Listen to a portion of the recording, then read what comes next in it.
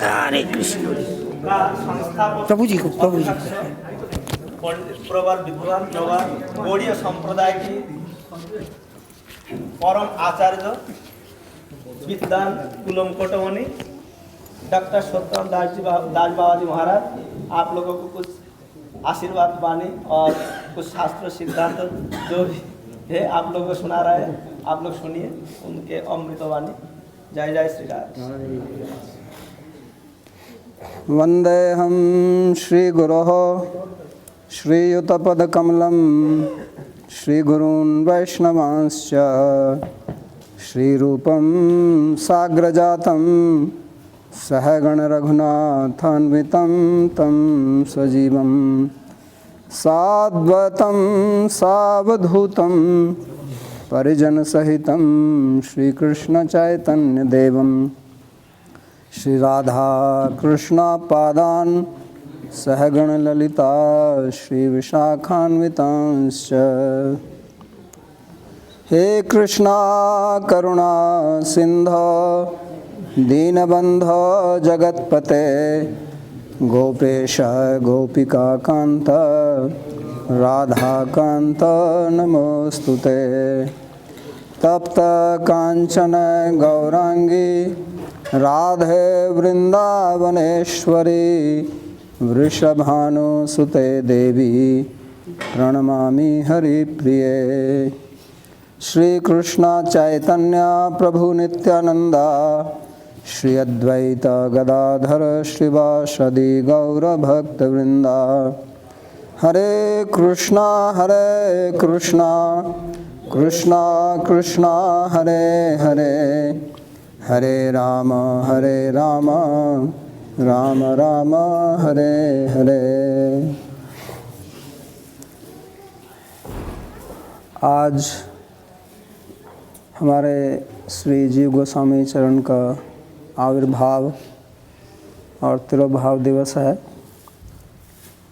श्री गोस्वामी पाद ने भूरी परिश्रम से हमारे सिद्धांत अचिंत्य भेद भेदवाद का स्थापन किया। मैं सोचता हूँ कि उन्होंने अपने आविर्भाव और तिरोभाव से भी इसी सिद्धांत का स्थापना की है, क्योंकि उनका आविर्भाव और तिरोभाव एक ही दिन है तो अभेद है, लेकिन एक ही दिन तो पैदा नहीं हुए थे, इसलिए भेद भी है। तो जन्म से ही उन्होंने निश्चय करके आए थे कि ये भेदाभेद अचिंत्य भेदाभेद सिद्धांत की स्थापना करनी है उनको। तो ये इनका जो सिद्धांत है, जिसका उन्होंने काफ़ी परिश्रम से अपनी सर्वसंवादिनी में स्थापना की है, उसका मूल तो बृहद भागवतामृत में ही है, आप जिसका आज आप लोग अध्ययन कर रहे हैं आजकल, वो शायद आया है, आगे आएगा। सनातन गोस्वामी पाद ने इस शब्द का वहाँ पे प्रयोग किया है अपनी टीका में, तो उसी को लेके फिर जीव गोस्वामी पाद ने उसका विस्तार किया। और ये वास्तव में भागवत का सिद्धांत है, जो कि निगम कल्पतर और गलितम फलम, जो हमारे वेद का फल है, सुपक्व फल, तो उसका सार ही अचिंत्य भेदाभेद है। क्योंकि ये संसार जैसा हम देखते हैं परिणामी है, और भगवान जो हैं वो अपरिणामी हैं। तो उन दोनों का समन्वय करने के लिए हमारे सभी आचार्यों ने अपना अपना बुद्धिबल, बुद्धि कौशल उसका प्रदर्शन किया है। लेकिन वास्तव में अगर किसी को भी आप ठीक से पढ़ें, चाहे वो अद्वैतवाद है, तो वहाँ भी उनको अचिंत्य शक्ति माननी पड़ती है माया की। नहीं तो कैसे है कि जो ब्रह्म जो त्रिकाल अबाध्य है और जहाँ किसी और वस्तु की सत्ता ही नहीं है, उसको माया कैसे ग्रसित कर सकती है? ये संभव ही नहीं है। तो वो भी अपने बोलते हैं षडस्माकमनादय जीवेश जीवेश्वर तयोर्भेद तो उसको अनादि, अनादि कहने का मतलब है कि इसकी बात मत करो, पूछो मत इससे हमें कि कैसे हुआ, ये जीव कैसे आ गया, कहाँ से आ गया। क्योंकि अविद्या और विद्या का अधिष्ठान एक साथ कैसे हो सकता है? क्या ऐसा संभव है कि आपको ये पता नहीं है कि मृदंगा है और ये पता भी है कि मृदंगा है? एक ही वस्तु के बारे में ज्ञान और अज्ञान एक साथ एक ही अधिकरण में संभव कैसे हो सकता है? तो जिस ब्रह्म में अविद्या है, जो कि जीव है, क्योंकि जीव उनकी वहाँ तो वास्तव में जीव है नहीं, ब्रह्म को ही जीव की संज्ञा देते हैं, तो वो अविद्याग्रसित है। और वही ब्रह्म जो सच्चिदानंद है, सर्व विज्ञान स्वरूप है, तो एक साथ कैसे संभव है ये? क्योंकि दो वस्तु तो है ही नहीं वहाँ पर। तो चाहे उपाधि लगाओ मत लगाओ, कुछ भी करो, एक ही में दोनों कैसे संभव है? तो इसलिए वो भी अचिंत्य मानते हैं। और विशिष्ट अद्वैत चले जाओ, वहाँ भी वो संबंध अपना अपृथक सिद्धि मानते हैं। अपृथक सिद्धि का मतलब वो ये और क्या है? तो किसी के यहाँ भी आप चले जाओ, वास्तव में अचिंत्य सभी को मानना पड़ता है। तो जीव गोस्वामी जी ने ही इसको स्पष्ट रूप से स्थापित किया है। क्योंकि आप और जो कुछ भी व्याख्या करेंगे उसमें कहीं ना कहीं कुछ ना कुछ वैगुण्य आएगा ही, क्योंकि जो वास्तविकता है वो अचिंत्य ही है। और उसको अगर आप चिंत्य बनाएंगे तो कहीं ना कहीं तो उसमें वैगुण्य आएगा। तभी तो तर्क और प्रतिष्ठानत कहा वेदांत सूत्र में, क्योंकि आप तर्क से स्थापित करेंगे ना। और उस अचिंत्य सहस्र शक्ति का वर्णन भागवत में किया गया है। तो इतना सुदृढ़ और जिसको बोलना चाहिए कि जिसमें कोई त्रुटि नहीं है, कोई विमत नहीं है, ऐसा सिद्धांत हमारे श्री जीव गोस्वामी पाद ने स्थापित किया। और ये इनकी एक बहुत बड़ी देन है हमारी भारतीय परंपरा को। लेकिन खेद के साथ कहना पड़ता है कि उनको लोग जानते नहीं हैं। आज अद्वैत वेदांत का इतना प्रचार है, सबसे नंबर 1 पर अद्वैत वेदांती, आप कहीं भी चले जाइए उसी की बात करते हैं सब। तो उसका कारण यही है कि हमारे यहाँ पठन पाठन अध्ययन अध्यापन की परंपरा उतनी सुदृढ़ नहीं है। अद्वैत वेदांत में अभी भी बहुत बड़े बड़े विद्वान हैं। मैं स्वयं अभी भामती का अध्ययन कर रहा हूँ एक विद्वान से, और नवयुवक ही है, 35 वर्ष का होगा कुल। लेकिन एक विद्वान है 35 वर्ष का होगा, भामती का अध्ययन कर रहा हूँ मैं उनसे। पंक्ति से इतना बढ़िया व्याख्या करते हैं। लेकिन हमारी संप्रदाय में आप किसी से कहो ऐसे व्याख्या करने के लिए गोविंद भाष्य का या किसी का, अध्यात्म में जाए कि वो गड़बड़ा जाएगा। जहाँ कहीं भी गड़बड़ लक्षण जहाँ आएगा नहीं, वो तो उनकी मैं बात नहीं कर रहा। लेकिन अपने सिद्धांत को तो पढ़ा अध्ययन किया ना उन्होंने, पूरा संस्कृत में अनर्गल भाषण करते हैं, सारी व्याख्या, कोई एक शब्द हिंदी या अंग्रेजी का प्रयोग नहीं करते। और कल एक और विद्वान का स्पेशल विशेष प्रवचन था उसी में, तो उन्होंने भामती और विवरण में क्या वैमत्य है इसके ऊपर पूरा व्याख्यान दिया। तो इतने बड़े बड़े अध्ययन करने वाले अभी भी हैं उनकी संप्रदाय में, लेकिन हमारी संप्रदाय में कुछ कारण से ये प्रचलन समाप्त हो गया है, तो उसको जीवित करना है। तो ये मेरी एक आकांक्षा है। तो जिन लोगों ने तर्क संग्रह पढ़ा है, तर्क संग्रह पढ़ा होगा इन्होंने यहाँ पे, तो तर्क संग्रह में आपने देखा होगा कि वाक्य की जो व्याख्या की है शब्द परिच्छेद में, तो उन्होंने कहा है कि आकांक्षा, योग्यता और आसक्ति या सन्निधि, एक, तो वो उसी को वाक्य कहते हैं। तो अगर वैसे तो पद समूहम वाक्यम, लेकिन पद में अगर आकांक्षा नहीं है, अश्वगो हस्ती, तो उसमें तो आपस में पदों की कोई आकांक्षा नहीं है ना, तो इसलिए वो वाक्य नहीं है। या अग्नि न सिंचती, उसमें योग्यता नहीं है, तो आकांक्षा होना चाहिए। तो हमारी भी एक आकांक्षा है, लेकिन आकांक्षा होने के साथ में योग्यता भी होनी चाहिए, होनी चाहिए। नहीं तो बेकार हो जाएगा। और योग्यता के साथ में उसमें सन्निधि भी होनी चाहिए, नहीं तो किसी के भेजे में नहीं घुसेगा, अवगम नहीं होगा। तो इसलिए मेरी आकांक्षा है कि मैं एक श्री जीव गोस्वामी प्रभुपाद के नाम से एक विश्वविद्यालय स्थापित करना चाहता हूँ। ये मेरी है आकांक्षा। अब इसमें योग्यता है या नहीं है, ये तो उनकी कृपा से संभव है, क्योंकि अगर योग्यता नहीं होगी तो आकांक्षा क्या करेगी, वाक्य का कोई अर्थ नहीं होगा ना, निरर्थक हो जाएगा। तो मेरी ये एक गूढ़ आकांक्षा है, मयि हृदये नीलिनम तिष्ठति इदम आकांक्षा। तो मैं उसी में कार्यरत हूँ, और ये मैं ग्रंथों का प्रकाशन कर रहा हूँ श्री जीव गोस्वामी के, उनका अध्यापन भी करा रहा हूँ ताकि लोग समझें।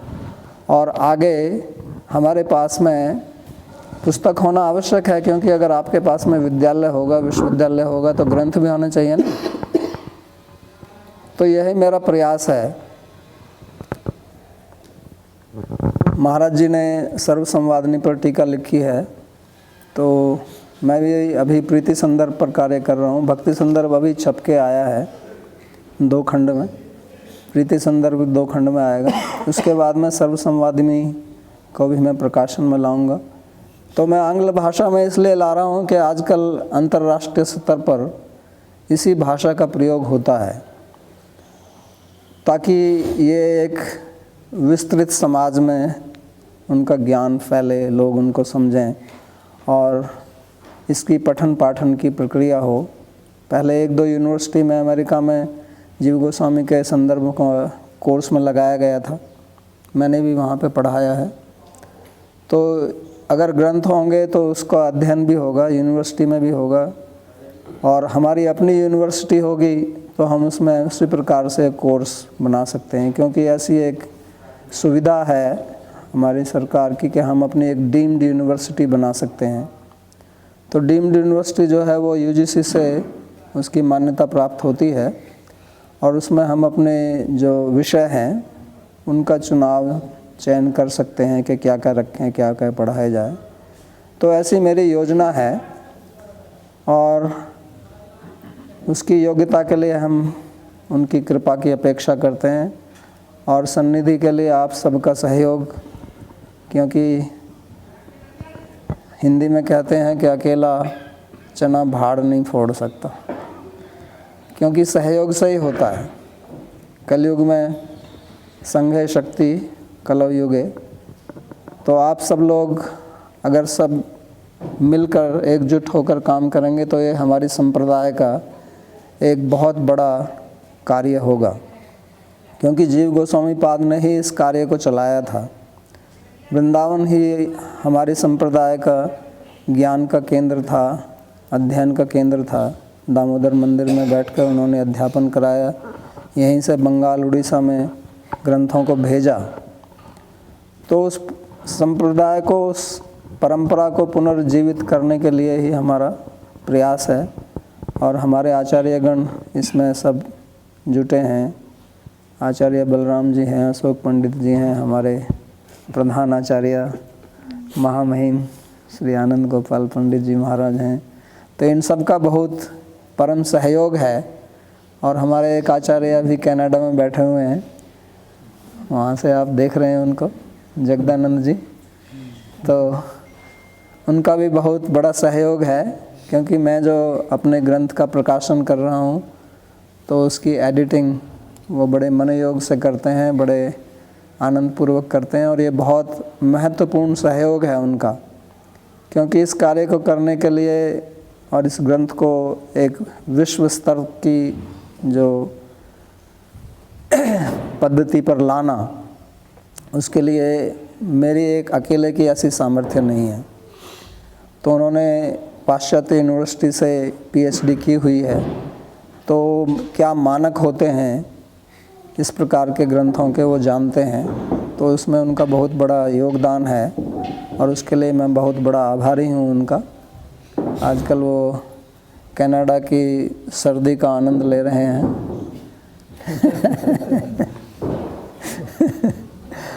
और आशा करता हूँ कि जल्द ही वो वृंदावन पुणे लौटेंगे। तो मेरा ये एक बहुत बड़ा ये प्रोग्राम है ताकि हम सब मिलकर इसको सफल बनाएं। तो मैं उसके लिए कुछ भूमि भी, क्योंकि भूखंड आवश्यक होना यूनिवर्सिटी के लिए, उसमें भी मैं लगा हुआ हूँ। तो वो हो जाएगा तो हमारी जो अचिंत्य भेदाभेदवाद है, जिसका लोगों को में आजकल ज़्यादा ज्ञान नहीं है, और इसको जो इसका जो प्रचार करने वाले हैं विश्व में, उन्होंने काफ़ी कुछ इसमें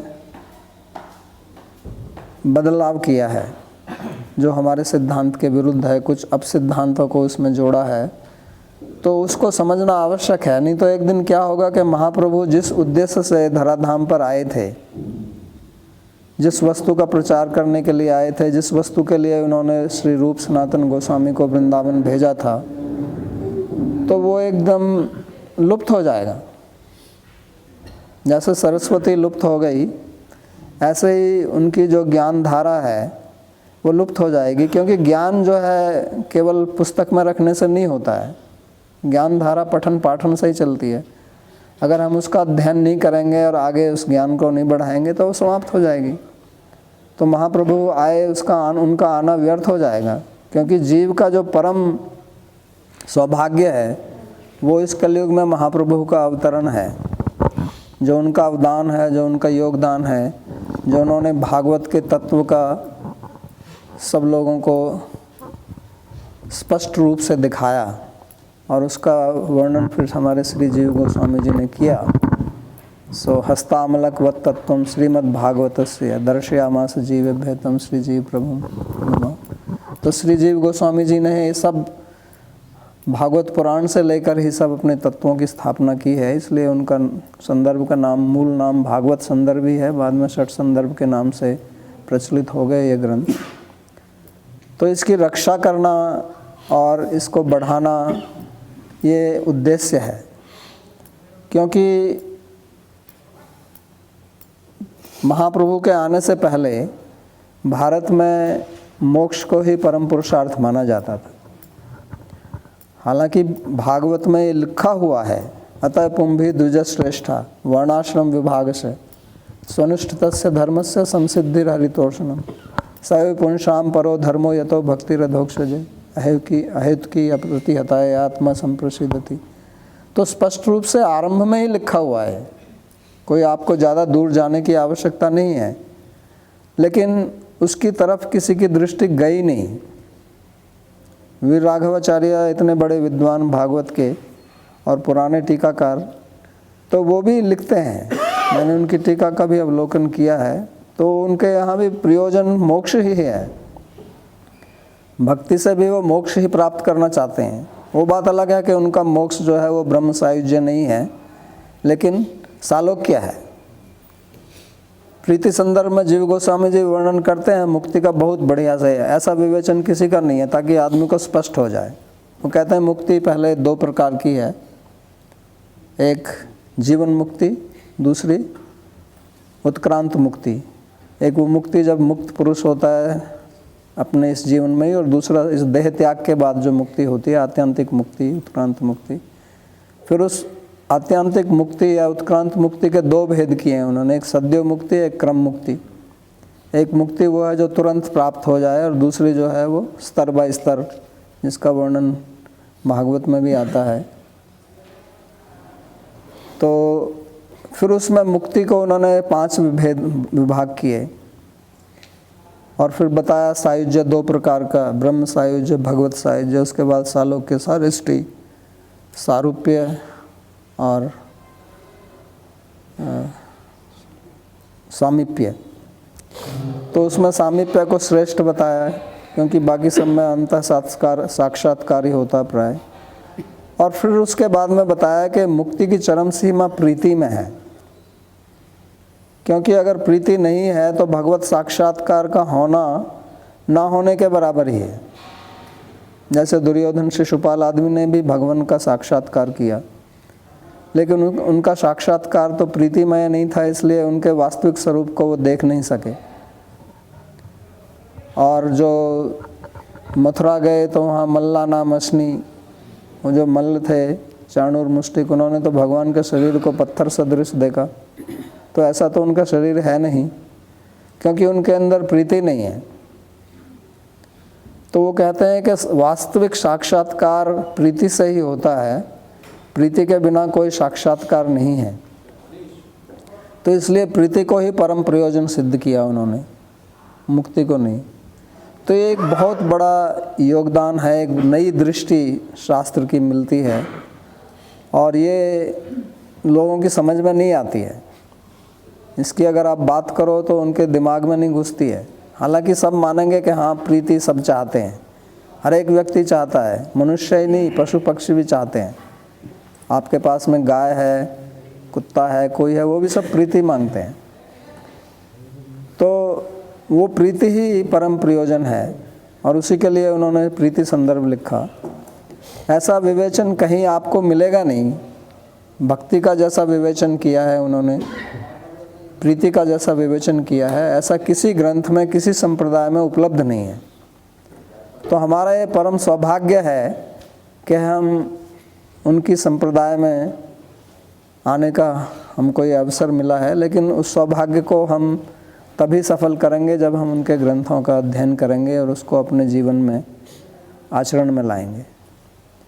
तो उसी के लिए ये एक प्रयास है हमारा, और आप सब उसमें लगे हैं। इसलिए मैं आप सभी का धन्यवाद ज्ञापन करना चाहता हूं, क्योंकि आप सब अध्ययन कर रहे हैं, और हमारे महाराज जी, बलराम आचार्य जी, अशोक जी, ये सब आपको अध्यापन करा रहे हैं। तो मैं आप सभी के लिए धन्यवाद ज्ञापन करता हूं। मैं अनुग्रहित हूं कि आप सब उस पुनीत कार्य में आचार्य जन यही चाहते थे, तो उनकी कृपा हमको प्राप्त है और प्राप्त होती रहेगी इसी प्रकार, अगर हम इस कार्य में लगे रहेंगे तो इसी के साथ मैं अपनी वाणी को विराम देता हूँ। जय जय श्री श्री जीव गोस्वामी प्रभुपाद की जय।